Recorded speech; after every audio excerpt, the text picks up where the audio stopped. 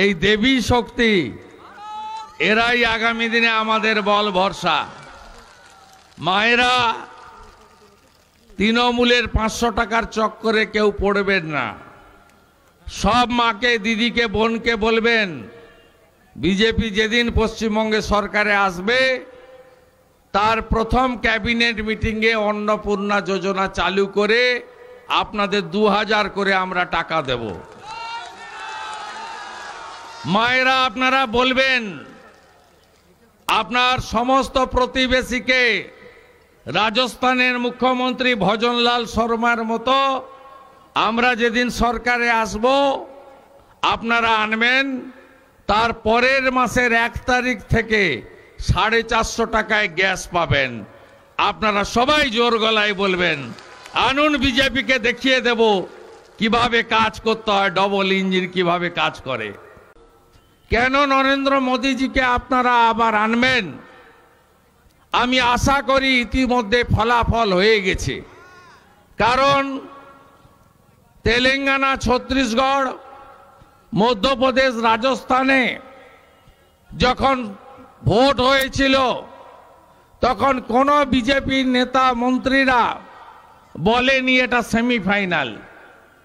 এই মমতা ব্যানার্জিরা, কংগ্রেসের লোকেরা আর সাইনবোর্ড হয়ে যাওয়া সিপিএম এর लोकेरा बोलेছিল ये तो सेमीफाइनल है, इसमें मोदी जी का पार्टी हार जाएगा और 24 में मोदी जी भी साफ हो जाएगा।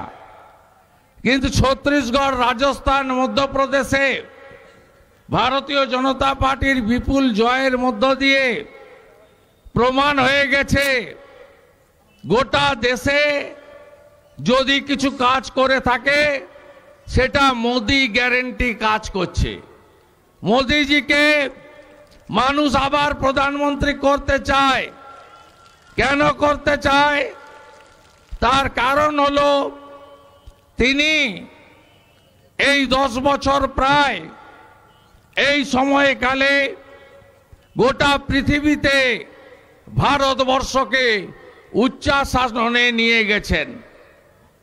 ভারতবর্ষকে তিনি যে জায়গায় পৌঁছে দিয়েছেন সেই জায়গায় আমরা ভারতবাসীরা তার নেতৃত্বে, তার অভিভাবকত্বে, তার সুরক্ষায়, তার সুশাসনে আমরা প্রত্যেকে সুরক্ষিত।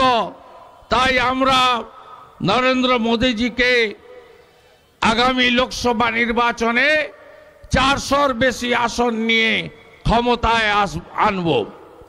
নরেন্দ্র মোদীজি উজালা যোজনা থেকে, প্রধানমন্ত্রী পিএম কিষাণ সম্মান নিধি থেকে 82 কোটি মানুষকে প্রধানমন্ত্রী অন্ন সুরক্ষা যোজনায় রেশন থেকে শুরু করে তিনি জনগণের কল্যাণে 63টার বেশি কর্মসূচি ভারতবর্ষের জনগণকে দিয়েছেন।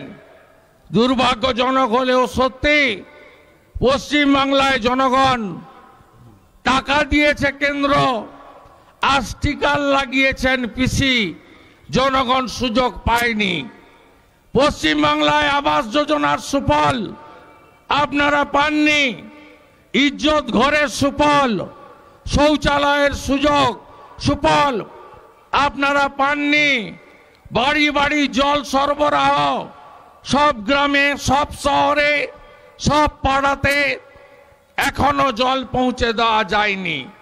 তাই পশ্চিমবাংলায় আগামী দিনে ডবল ইঞ্জিন সরকার প্রয়োজন রয়েছে।